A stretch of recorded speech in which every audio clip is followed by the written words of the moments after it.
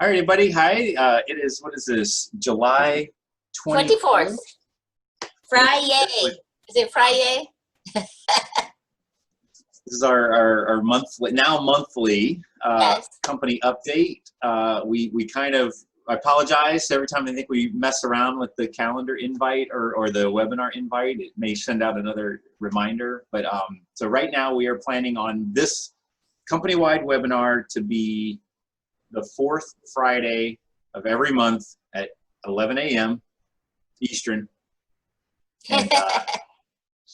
And as always, we are going to record it and we'll put it on our YouTube for later viewing. So if anybody wasn't able to make the call, or if you know DSPs who maybe were on shift, they want to catch up with it, they could be on an overnight shift and watch this on YouTube, hopefully, if the Chromebooks allow it, and catch up on what's going on in the company.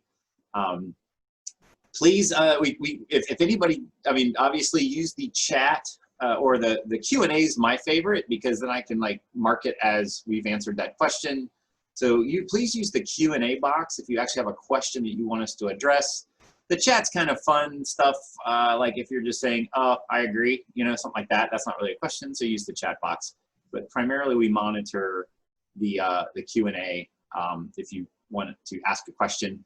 And of course, sometimes we bring on some special guests and we can make or allow people to speak using the webinar thing. So we're going to have a couple people hopefully jump on and do that today. So, okay, so that's kind of the background stuff. Also, I think for those of you, and my panel looks different, but I think you have a little thing where you can raise your hand, and Andy and I will try to keep track of that and see. I'm on it. Huh? I'm on it. You're on watching, it? Watching all of them. Kind of hard to, like, if I'm doing screen share and I'm Yeah. looking at Andy and I'm watching the chat box and looking at the participants. I got Q&A open. Okay, it looks like I got 3 monitors. So it's like the Star Trek Enterprise here. All right, so let's start off. Actually, let me bring up my little agenda here. As always, well, let's start off with, like, first thanking the DSPs, everybody out there. To my knowledge, as of today, no customers at SSVA have COVID. We're still right. Good. I see your head shaking. Good. Yep. That is amazing. I can't stand the idea of finding out one of our customers gets it, especially if they have a hard time with it.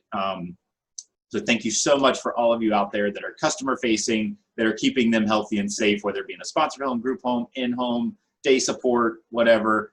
This has been really, really successful. Really appreciate your help. If you supervise anybody out there that's a DSP, please thank them.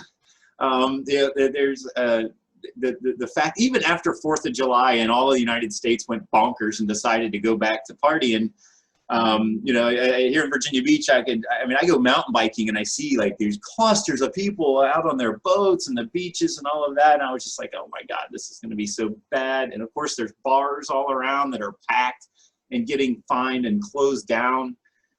People lost their minds, and the fact that it's been now whatever 14 17 days and our customers are safe and the vast majority of our staff are safe.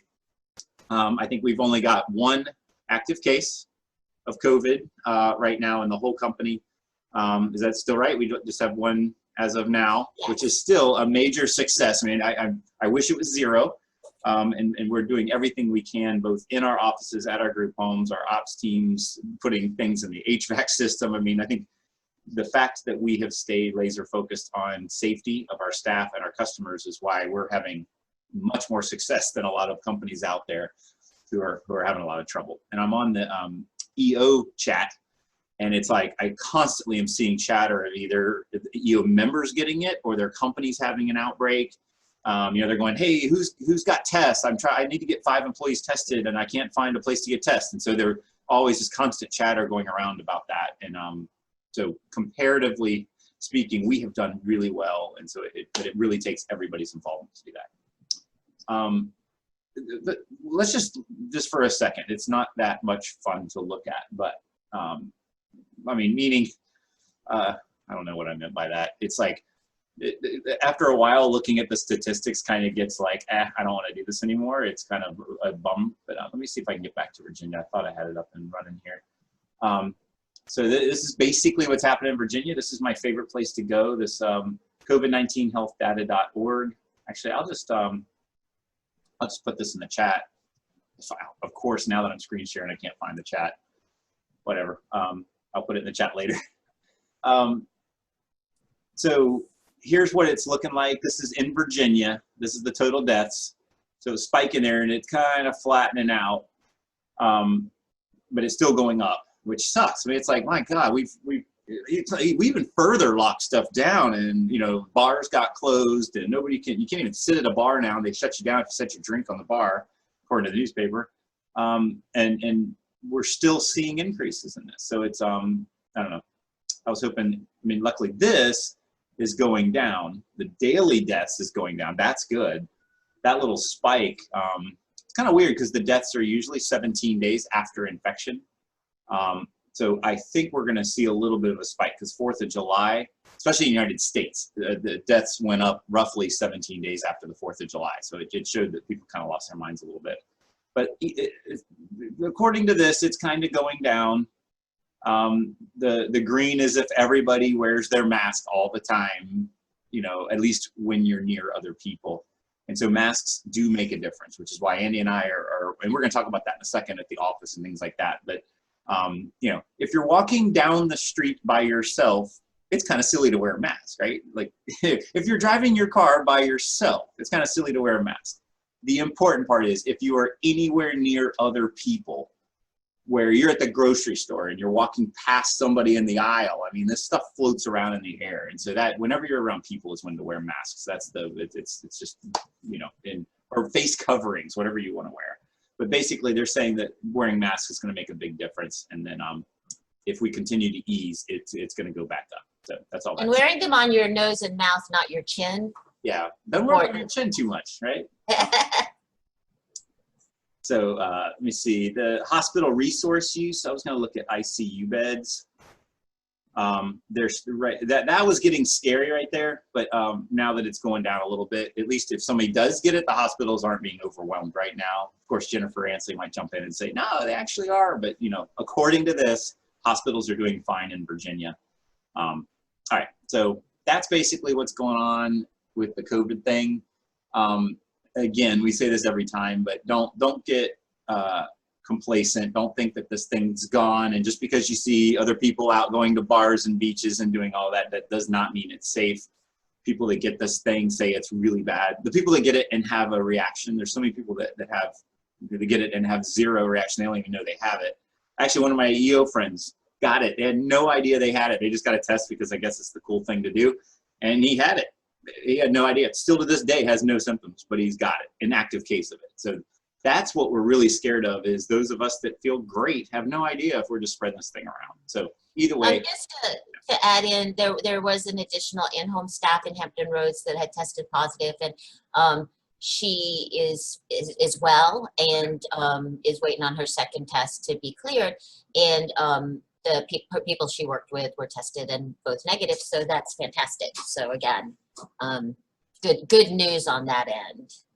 Okay, and so that means a total of 2 right now that are active. One's almost finished and one's in the middle of it right now. So one of the things that we do ask is anybody who becomes symptomatic or is recommended to either isolate or to be tested should immediately notify HR.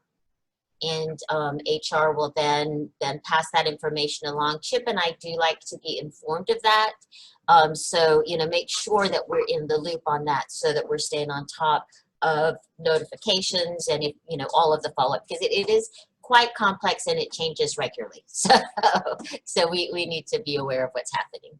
And HR tends to let us know that, so that's good. Gotcha. Oh, and the other thing that I thought was really interesting, and I guess we can, as we're on this COVID thing, and we'll eventually move into the office, but when you called I think it was the health department, and they gave you guidance, it said anybody who was within 6 feet of somebody for 15 minutes need to quarantine. Is that right? Somebody that you know has had it, 15 minutes, 6 feet, right? Yes. That was their recommendation. And they did not recommend testing unless you were symptomatic. That doesn't mean that you can't get tests. That's the current recommendations at this point. Right. Gotcha. Okay. So if anybody was contacted by a contact tracer, they might tell you, or we might tell you, because again, sometimes we hear about stuff. We do like to keep, if possible, because it's health information, the who was it type thing, we usually try to not really dive into that. But on the other hand, sometimes contact tracers could call you and basically say you've been exposed, meaning somebody has said, hey, I spent time with Chip this weekend, and I don't get told who it was. But the idea is that if you have no symptoms, but you've been told, yes, you theoretically they're going to say you need to quarantine for 14 days, but that kind of sucks because I may or may not have it. So that might be a reason to go get tested just to clear yourself. If you know, let's say I went to a cookout on 4th of July weekend, and then 5 days later I am told that somebody at that cookout was positive. I could choose to go get tested myself just to clear myself, because after 5 days it should show up in your blood.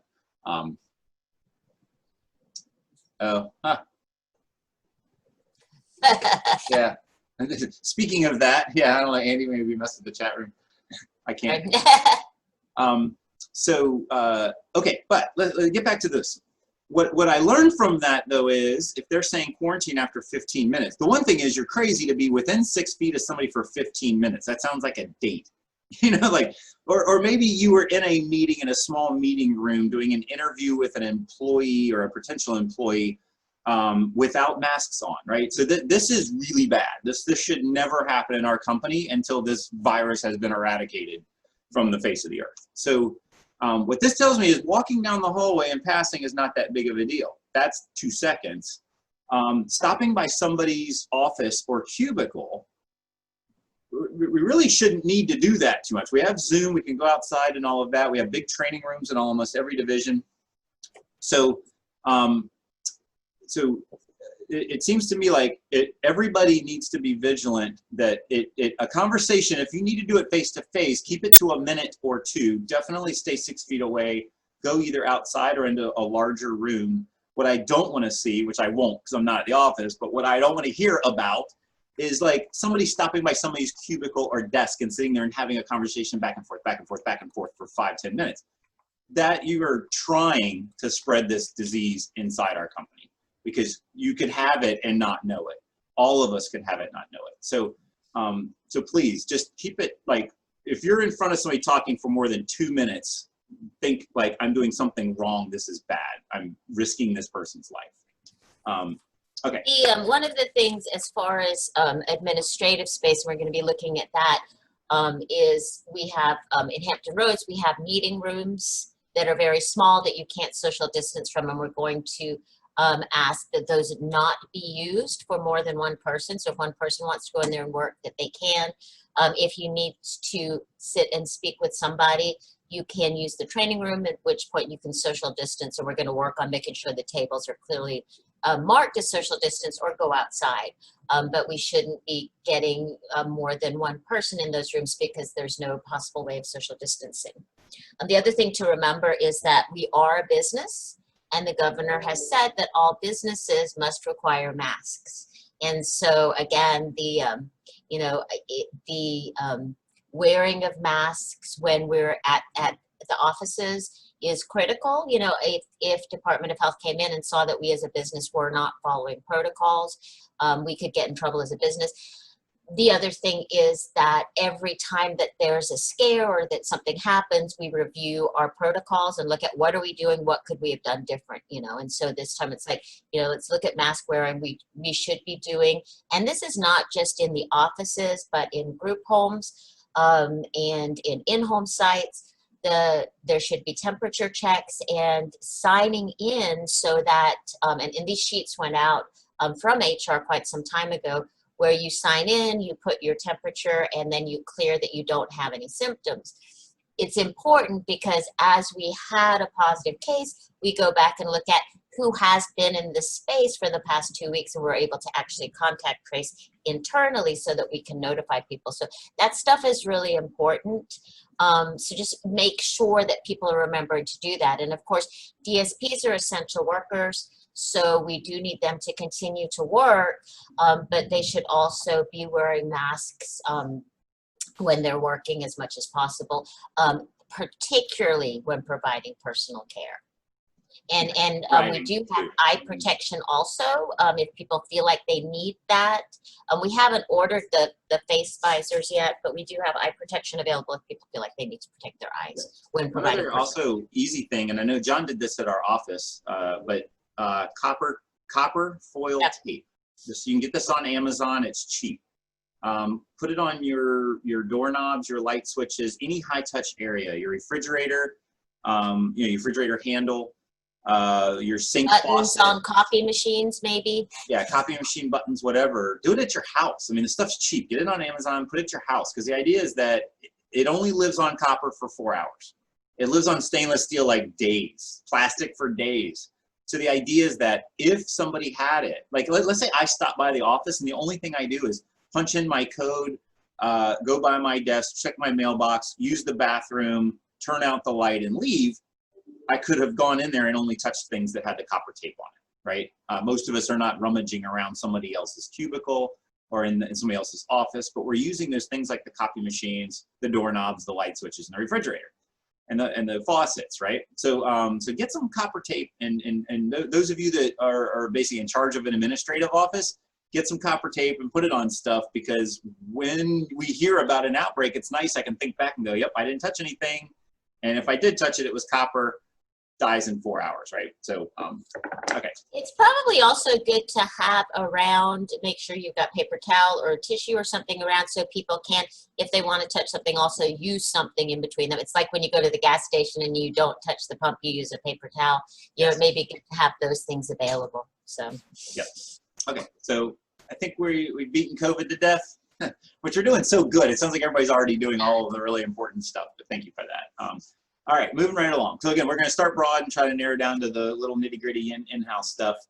We talked about VMPP, that's good. You talked about DOL, the new regulations, I guess, that we're going to maybe, I guess, we're probably going to have to put that out, yeah, like next week. So we can touch on it on our next call, but Andy is probably going to give us the cliff notes and say, okay, thou shalt have 6-foot tape in the training room in circles or whatever. So just be looking out for that. It goes into effect next week. Right. So I'll be going through it, updating our COVID plan accordingly, and then we'll be getting it out, but I'll give you all the highlights. So. Right. The other thing is we're having to hire, of course, we need to hire in all divisions. And so I think it's important that when we're bringing people in from the outside, that they see that we're taking this seriously. It's like, oh, you don't have a mask, hang on, here's one, okay, before you come in. Keep the pen, you know, like a little pen, if they use a pen, let's keep the pen, you know, we don't want to take the chance. It'd be nice if we do everything digitally and there's not a lot of paper changing hands. But then when you come in to do an interview, say, okay, if you don't mind, sit over there at that chair, and I'm going to sit over here, and we're going to stay far apart, and da-da-da. And the other thing about the 6 feet, Andy and I had a little joke yesterday, but basically I'm right around 6 foot tall. I used to be about 6'1", and then I shrunk in my old age. Your wingspan on your arms is identical to your height. So if you are 6 foot tall, then your wingspan is 6 feet. If you are 5 foot tall, then your wingspan from tip of your fingers to tip of your fingers is 5 feet. So think about that. Basically, that's the distance you need to stay away from somebody, especially if you're talking to them. And passing them in the hallway is not that big of a deal, but talking is how we're spraying this stuff out. So, but people coming in from the outside, we need them to see that we take this seriously. I'm sure you've been into some places where everybody's got the thing on their chin and nobody's taking it seriously. That makes me want to turn around and leave. I don't want to eat food there. I don't want to buy their stuff because they're obviously, so we don't want to be like that. We want to set that expectation coming into all the new employees. All right, we did just get through our license triennial review, and although there was a couple of little clunky sections, we did get a 3-year license, which is the best you can get. We had a 1-year license on day program. I think that's because our specialist made an error, which is common.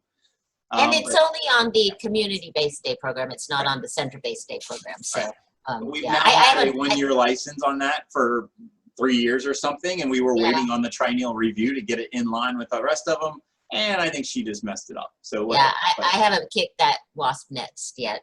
Right, I know. Yeah, okay, either way.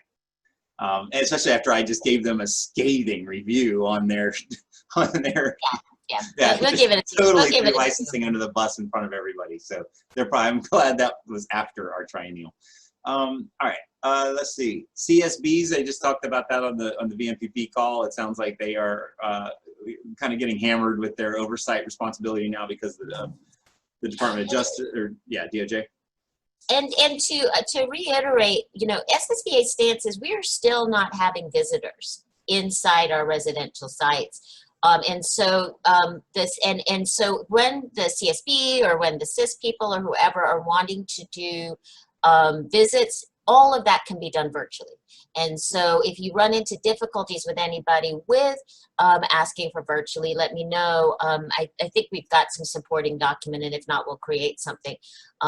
It's probably good if we send out a reminder, but at this point, you know, for the safety of all of the people we support, we're avoiding visitors on sites. Yeah, it sounded like some of the case managers were cool when they stop by and they're in the driveway and you can just have a little chat. Yeah, Say, yeah, everything's fine. You can go now. yeah. And for the most part, families have also been really good and are visiting, finding alternatives to visiting. And, you know, fortunately, we have Zoom capability at the houses, so we can do virtual visits, and the weather's nice enough to be outside for a brief time. So, you know, so far that's been going good, and that's still in place. Particularly now, you know, I think we all, again, are getting some fatigue from all of this, but cases, particularly in Hampton Roads, are really going up, and so we really need to buckle down on our vigilance. Yep. So the next big kind of licensing Medicaid thing is we have been approved for supported living, which Yay! never easy to add a service through Medicaid, and I think I had to resubmit like 3 or 4 times. But eventually it got approved. So congratulations to the team that worked on that. And I think the Danville team is going to have our first supported living customer. They actually already, oh, it's shared living, by the way. Shared living. And shared living. They actually do, the person, we've already started working with the person. And just for those of you who aren't familiar with shared living, it's a funding source for people who live on their own, who are receiving either in-home or some other type of service, not, of course, sponsored or group home, where they, DMAS is paying for part of the rent and utilities and does a food stipend for a housemate who's willing to provide some natural supports to them in the home.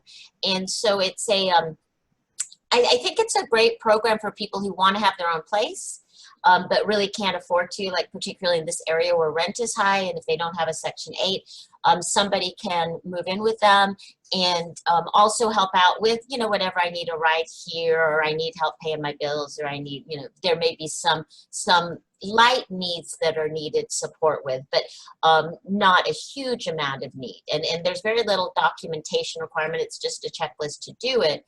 One of the really nice things about this program is that siblings or relatives who are not parents or guardians can provide this service. So it's really kind of nice to think about if you have kids who, you know, it's their first apartment together, you know, or it's their first apartment or attempt going out there, that's a really nice way that family can support each other too. So, you know, we'd really like to see that expand. It also really helps with providing supports without having to worry about this massive staffing shortage that we have. So it's you know, helping to have some natural supports in place without, oh my gosh, somebody called off and I don't have the capacity to provide that support. The person who lives with the individual can still work for the company. They just aren't able to provide supports to that person. So that's the main thing. So, you know, kind of keep that in mind, particularly if you know people who are receiving in-home services, if you know people who are struggling to pay rent, you know people who are looking for places to live. This may be a real positive option for them. So yeah, it's exciting. It's exciting to have a new service, and I think it will be helpful to the users of the service. Yep, very cool. Let's see. So some bummer news, the retainer payments are scheduled to end this month, which is basically a retainer payment is helping providers of day support cover the cost of their buildings, their vans, their staff. In some situations, if companies were going to lay off staff because of day support closing, it helps pay for that. You know, utilities, insurance, all of that type of stuff. So those payments are ending. which really stinks because we've got, we got that whole building in Danville. We've got the 2,000 something square foot in Hampton Roads. We've got a whole fleet of vehicles that our ops team maintains in the 2 or 3 divisions, and they're idle. And so this has been very helpful. And also that is what was primarily funding our little like COVID bonuses that we're putting out every other payroll. Which I think we can do it one more time, but we need to reassess this because during the special session, we're looking to try to get those extended. But so far, everybody's saying good luck with that because the state budget's pretty bad. But either way, so they've been very helpful, very complicated. I know Andrea and the billing team and Dana and all this really, Heidi, trying to figure them out and get them going through has been a challenge, but any of this extra money was very useful because after August 1st, we are on our own to continue to operate with all of these vehicles and day program buildings while day program shut down. It's gonna be very expensive. So that sucks. Let me see. Can I touch on day program real quick? Yeah, we can get a day program. Yep. And I don't see Cassie on. So anyway, with regards to day program, we have been meeting and talking about possibilities of opening day program. And it's the same conversations that I'm sure all of the schools are having about what is the best thing to do, what is the safest thing to do. And it's difficult to know futuristically what things are going to look like. With the most recent COVID diagnosis in the company, it had me take a look back and go, okay, what would happen if that happened in a day support program? We have been meeting with the Hampton Roads Day Support team. Eastern Shore Day Support is community-based and community coaching, and that's pretty much running. It's very, very small. It's very individualized, and that seems to have withstood a lot of this without too much problems, and we greatly appreciate Twyla for coordinating all that. I don't know if she's on the call, but thank you, Twyla, or pass along our thanks. In Danville, they've been providing supports. We've been providing group home supports or group day supports to our group home folks, and they're setting up to where they're doing a little visits with some of the folks and going out for a couple hours every week just to keep that connection. In Danville, for the most part, people aren't ready to return. They're still quite anxious about it. And in Hampton Roads, we're running into some of that too. I think on the Virginia Access call the other day, they were saying that like only 5% of people that were enrolled in day support were actually willing and interested in returning to day support. And that's a pretty low number. So that's going to impact it also. But we've worked on going through and figuring out, starting with people who are at most low risk, and looking at then what would be the safety precautions and is it possible to do that? We would have to provide our own transportation. What would it look like? And we had been hoping for an opening date of the 10th of August. Yep. I'm not sure. Probably the major holdback right now is that we still don't have staff. And until we really know about the whether or not that additional unemployment money is going to be extended, that's probably going to impact whether or not we'll have people available and ready to go by the 10th. So, we're hoping that within the next month, we'll be able to have at least a guinea pig type of a day program opening. And hopefully it will, look, as we take a look at what day support looks like, we're hoping to work out all the kinks of our old day support and really have a program that's quite exceptional. So it's given us the opportunity to sift through that stuff. So, if you know people that are looking for work, we're definitely hiring people for day support right now in Hampton Roads. So those would be day hours, and it's probably going to be, pretty much full-time work. So please pass that along, and we'll keep you posted. We'll probably have some sort of, excited notification of our soft opening for day support. So hopefully it will be within the next month. Very good. Yeah, that whole thing is just scary to me. I mean, I want to open. I know our customers are restless and they want to get out. I know they miss their friends from other companies. Mm-hmm. But every time I hear about somebody getting this thing and all of a sudden it's a flurry of shut it down, stop. Yeah. It's just, there's a Norfolk day support that opened up and they had a positive test and they've shut down again. Right. Norfolk public schools are opening virtually. They're not opening in person. And I have a strong hunch that Virginia Beach is going to follow suit. So again, it's like, you know, I'm watching what other people are doing too. Didn't Eggleston have a problem? Yeah, that's the one that had to shut down. Yeah, they had to shut down. Yeah, so I don't know. So it's tough. But either way, we're going to do it as safely as we can. So I put something in the chat. Speaking about, but again, I try to stay broad, and we'll go down in the nitty gritty. We're at 11:30. So I talked to another provider who has hired a. It's almost like they hired a lobbyist just for them because they were trying to fill in some niches that weren't being covered by Jennifer Fedora with VNPP and Karen Tefelsky. And she sent me that email template that could be shared with DSPs. And the reason is we're about to go into a special session with the General Assembly. Pretty much all all of the trade associations are asking for the same thing, which is a rate refresh, which is a way of saying the current rates were based on very old data on costs of living and insurance costs and all of that. So they want to refresh the formulas and then see if that makes the rate go up, which it should, because our cost of living on almost everything has gone up. And so that theoretically would justify a rate increase. They are also just straight out asking for rate increases because primarily all the additional administrative burden, oversight, audits. I mean, we're having to continually hire more and more administration to stay in compliance, which is taking away money from our DSPs, our sponsors, and anybody out there actually working with the customer. And so we're pushing back saying, no, we don't have enough money to pay our DSPs, our sponsors, et cetera. You guys are going to have to increase the rate if you want any more out of our admin, right? So that's the second argument. So rate refresh, increase in rates, especially day support, which just imploded. And so clustering people the whole model is based on lots of people being clustered together in a space, whether it be a vehicle or in a building. That's not possible. So day support just got blown up. Even if we could reopen it, the whole thing was falling apart even before COVID. Really, half the state was saying they're going to shut down their community engagement programs because it's not a viable program pre-COVID.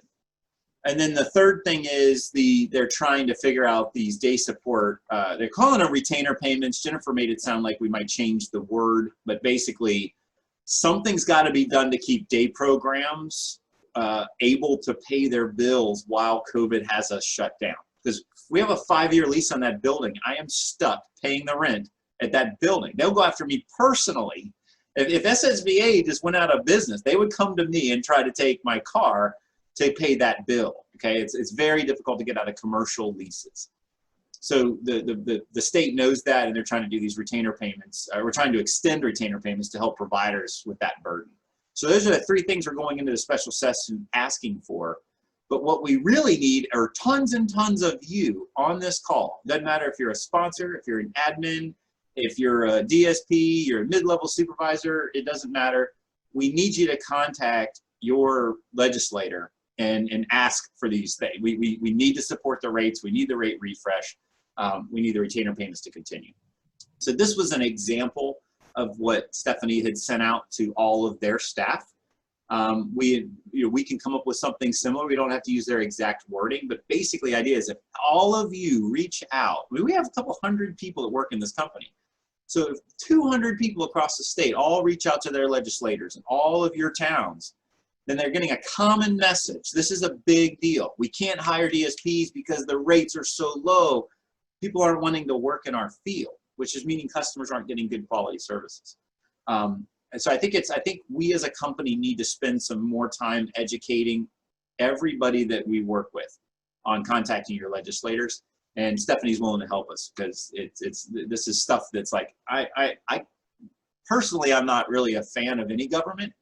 So I'm not good at this stuff. And so luckily she was able to word it properly and everything else and share it. So, okay. And Chip, I can send out, I can put something together and send it out in SCOM to everybody. So every DSP receives it.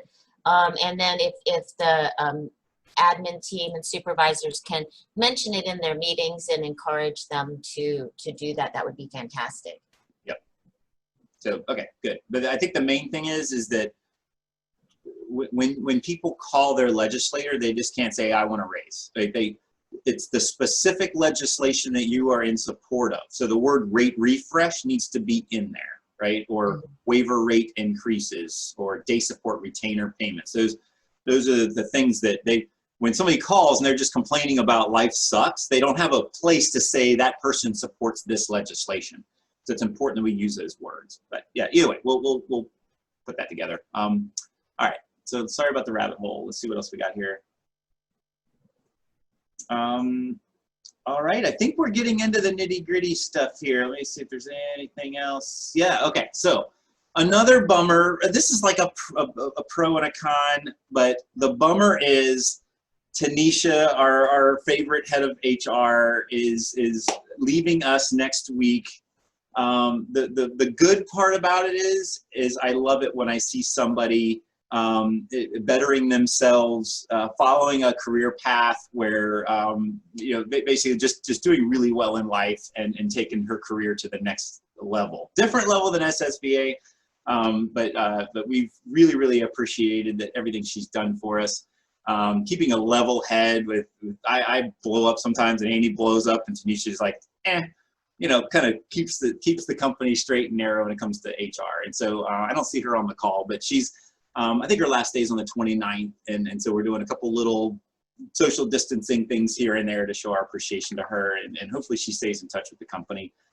We are in the process of interviewing both some internal people as well as external people to replace that head of HR position. Of course, culture first. We're trying to make sure the person like Tanisha matches our culture, has a level head, is fair, and really just, because mostly HR is there to advocate for the employees, to make sure that they are getting exactly what they deserve. There's a lot of laws protecting employees from mean, bad providers. And not that we're mean and bad, but the idea is that HR is there to really support employees, make sure they have the best benefits possible, make sure their paychecks are correct, et cetera. And so it's a very tough, big set of shoes to fill, I guess. So hopefully by the next call, we'll have somebody up and running and introduce them. So please send an email to her, wish her well and all of that. Again, her last day, I think the 29th, but you know, give her a pat on the back and tell her thank you for all she's done for us. She's going to work for the Navy, at the Navy Human Resources, and so that's pretty awesome. She came to us with a desire to develop as a human resource person, and has done just that. So again, it's really nice when we're able to help others realize success. Right. So that's fantastic. I know when she told me, I know she probably paused and be like, damn it. I was like, basically, I was like, that really sucks, but you'd be an idiot not to take that job. I was like, working for the federal government and HR, it's like her dream. And I was like, I am so proud of you for, I mean, I'm sure she wasn't expecting that type of response. I don't want anybody to leave the company, but if they do leave and they're doing something that's really what they are trying to do with their life to better themselves, I'm like, who am I to hold you back?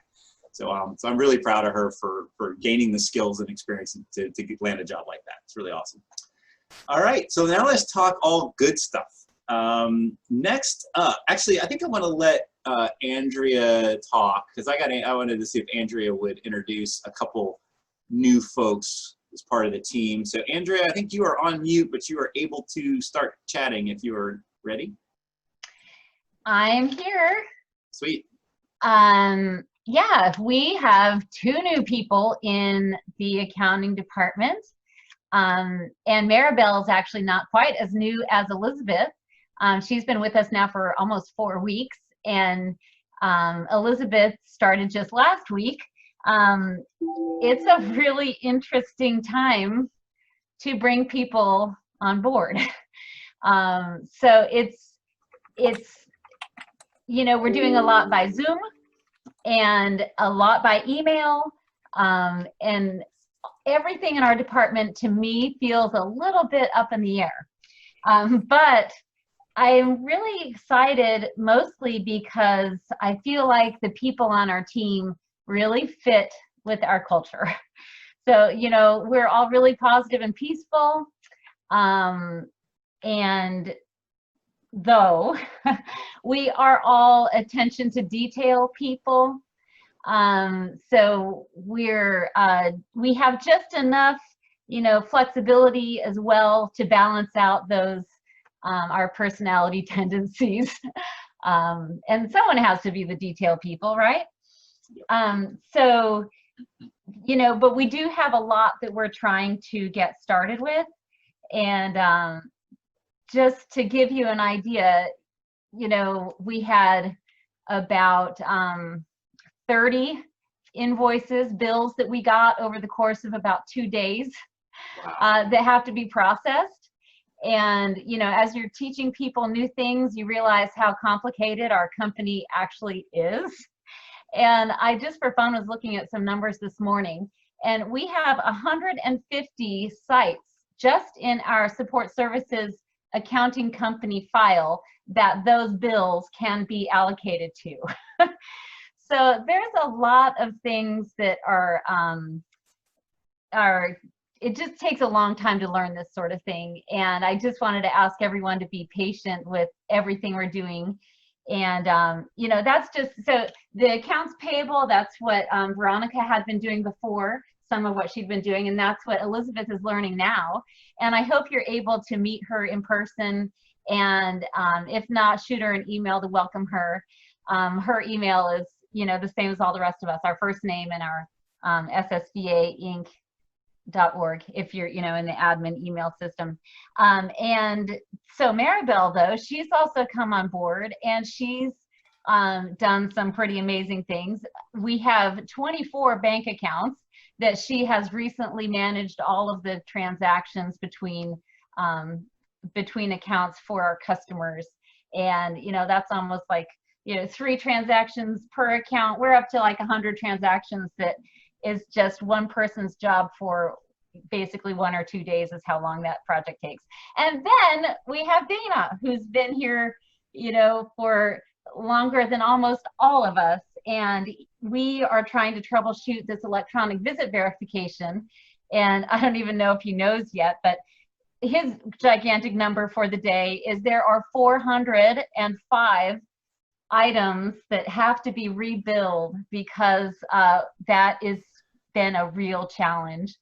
So we're managing a lot of stuff. We're managing, not just a lot of stuff, but those things are really high detailing things. So just be aware of that. And like I said, I'm just really excited about everyone who's in my department.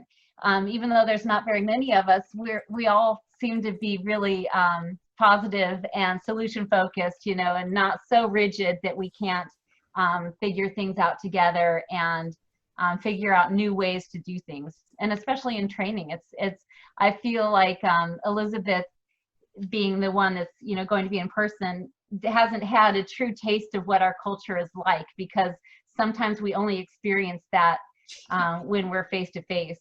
But hopefully these meetings will help. And you already know Maribel. Well, I think most people know Maribel is in the Philippines. And it's amazing that it almost feels like she's right next door when we're in our meetings. But anyway, it's pretty exciting, but we've got a ways to go, and we're getting there. I guess that's it for me. Okay, thanks for chiming in. Yeah, thank you.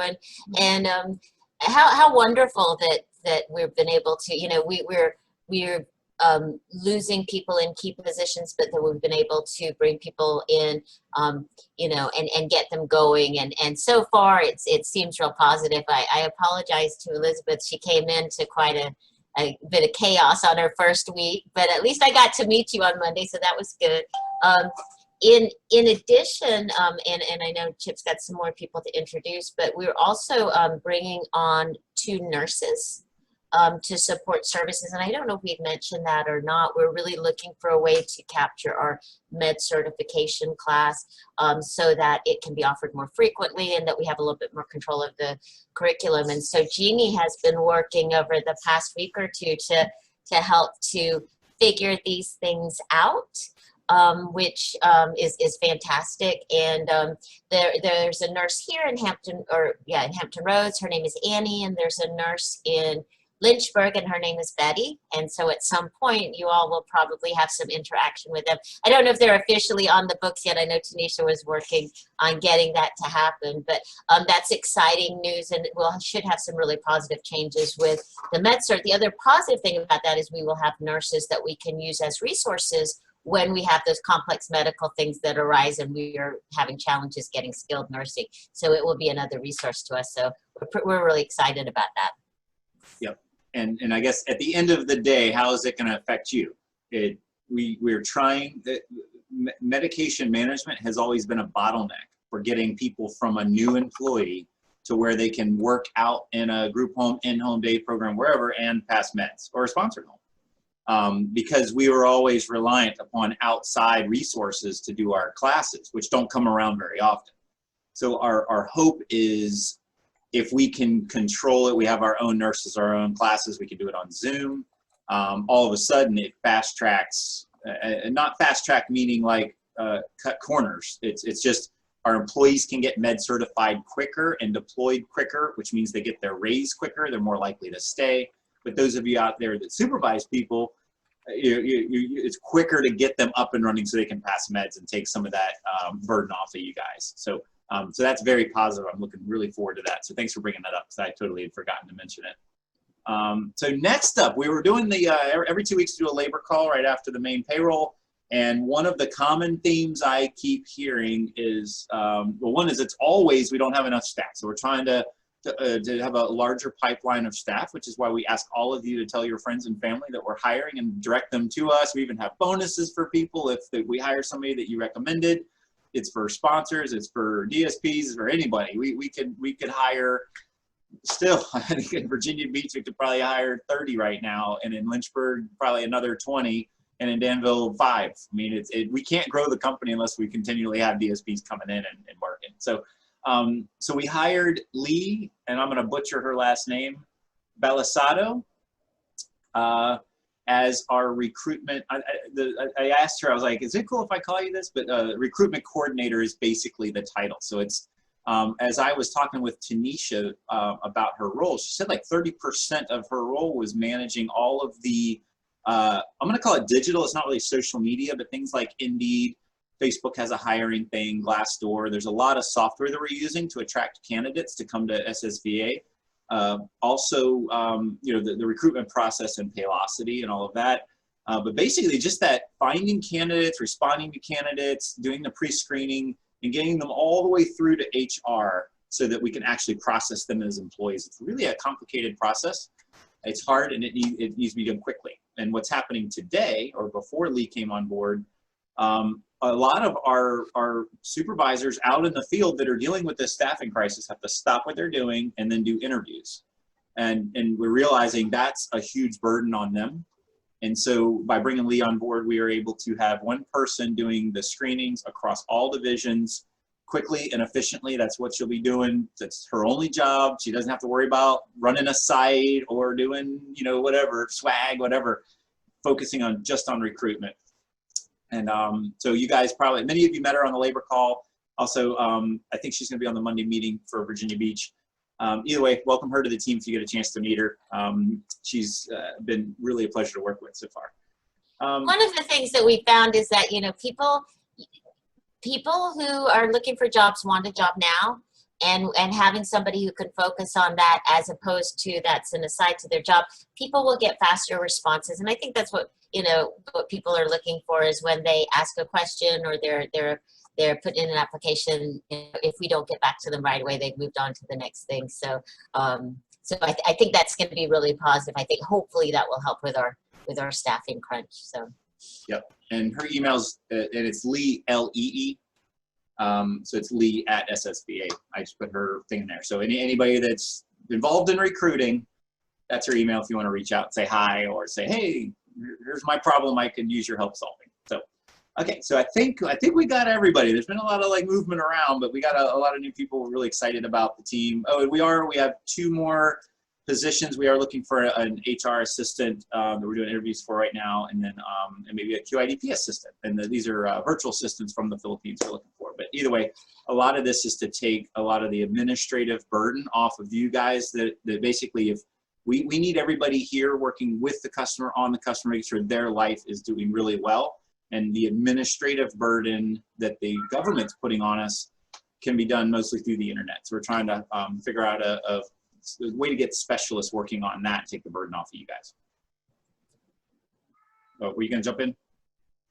No? Yeah, it is, you know, it's one of those things that, you know, when we talk about adding a lot of positions, when we have less revenue coming in, it sounds very counterintuitive, and so again, to really stress, it's you know, our administrative burden and the level of scrutiny on us as an agency has increased more than I have ever seen it the whole time I've been with this company. And so we're, you know, the compliance documents and the need to be in order is just outrageous.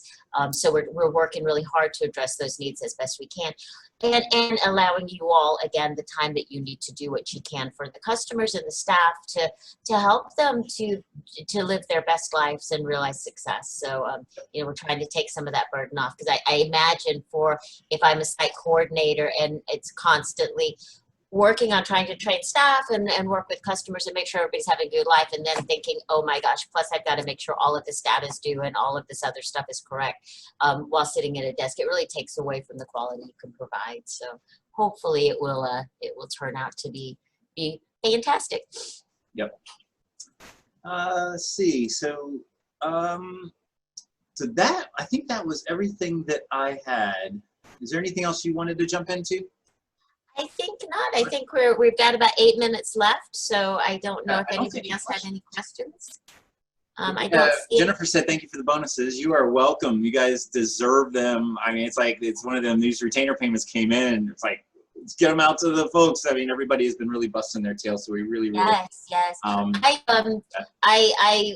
guess I heard something the other day. Our bonuses are more than what Walmart's giving for their bonuses. I was kind of happy to hear that, because, you know, I don't know what other companies are doing, but they were going to put out $300 to full-time employees in the month, and I think ours are coming out to a little bit higher than that if you're full-time with us. So and I guess we can get into that for a second, but the way we've been calculating is it's basically exactly however many hours you worked over the previous 2 pay periods, you get $1 per hour. Yeah. So I just run the 2 pay periods, I look at a spreadsheet, and then we round up to the nearest zero, so there's no change on there. So the people that worked more hours get more dollars, people that work less hours get less dollars. So it incentivizes everybody to work more too. It does not, if you got overtime, it doesn't tack $1 onto the overtime, because you already got time and a half, we couldn't do more. But for the first 80 hours that people worked in a pay period, they got that. So again, I'm gonna try to keep that going. Here's the problem though, and as Andrea kind of mentioned, our fiscal complexity has continually grown over the years, and EVV and retainer payments just made it like 25% worse. And so we were understaffed even prior to COVID hitting. And then all of these retainer and EVV hit on, and then Veronica left, and it was like, oh my God. So the finance team has been losing their minds a little bit and working odd hours and trying to get caught up. But what that means for me and Andy to make financial decisions is we're basically flying this little airplane in the clouds, and we don't have an altimeter anymore. I have no idea, because cash is going in and out left and right, and the government owes us a ton of money, but I know my expenses are higher because Day Sport's not operating, but I'm paying for this building. At the end of the day, I have no idea how we're doing, and it's scary, okay? So the PPP stuff really helped, because that kind of gave us some fake altitude over there. But what's happening is, when it comes down to these bonuses, it's like after the retainer payments stop, it's like, I don't know if I can afford it anymore. I mean, literally, I just have no idea. And so that we're hopefully, with Maribel coming on board and Elizabeth on board now, we're basically back to fully staffed. Once they're trained, we'll get back to having that financial clarity, and then we can make decisions. Can we keep this going? Because the fact that this company has done so well at COVID, I mean, I wish I could give $10 an hour bonuses, but it's just, again, we got to make sure the ship doesn't sink while we're doing it, you know. So we're honestly we're going to keep vigilant on that, and I want you guys to know that on almost every single call, those of you on the VMPP call or on the Karen Tefelsky's call or any of my comments, every single time I bring up DSPs and their pay, every single time, because they're not talking about it at the state, and it pisses me off. So every time they mention administrative burden, I'm like, you're taking that from the DSPs. You know that, right? And so I'm trying to bring that up. So I want you guys to know it. And I don't see many DSPs on the call, but for you guys that supervise DSPs, please let them know the leadership of this company is laser focused on increasing the wages so that we can hire the best workers and provide the best care for our customers. That every decision we are making is trying to focus on that. And again, pay at all levels, yes, but right now it's like we can't get DSPs. And if we can't get DSPs, all of our administrative positions are useless, right? Because at the end of the day, DSPs and sponsors are the ones out there in mid-level. I'm using the word DSP, but like anybody that's facing the customer, doing customer supports is a direct support by definition. Those of us behind the scenes, we're providing supports to that workforce, right? So I'm trying to focus the state's attention on that workforce because that's where the biggest problem is right now in our field. So. Real quick, just mentioning, we do have a weekly recipe club. I think it's still weekly, that meets on Wednesdays at 1. Yep. And if you're interested, contact Andrea. She's the coordinator of that. We also just had our book club, our remote book club start up. And that meets, I think, every other Monday. Our current book we're reading is Animals in Translation by Temple Grandin, and it's not too late to join. We've only done the first chapter, and it was really, really a nice group all across the state, so that was pretty cool. So you would contact Jean to get information on that. So we're still trying to stay connected. You know, it's still a way off. Our birthday party will be in September, and we're beginning to look at virtual ways to do that. How old are we going to be? 26, 27? Yeah, I think it's 26. 26. Yeah. Last year was 25. Wow. Yeah. So yeah, we're getting old. Chip's losing his hair, and mine's definitely losing my hair. A little bit of. Especially now that I'm like shaving my own head, like I keep making. Yeah, it's bad. So anyway, thank you for all that you do. Stay safe, stay well, take care of each other. Wear your mask, wash your hands, and keep doing the wonderful work that you're doing. Yep. Thank you all. Thank you guys. Have a great day.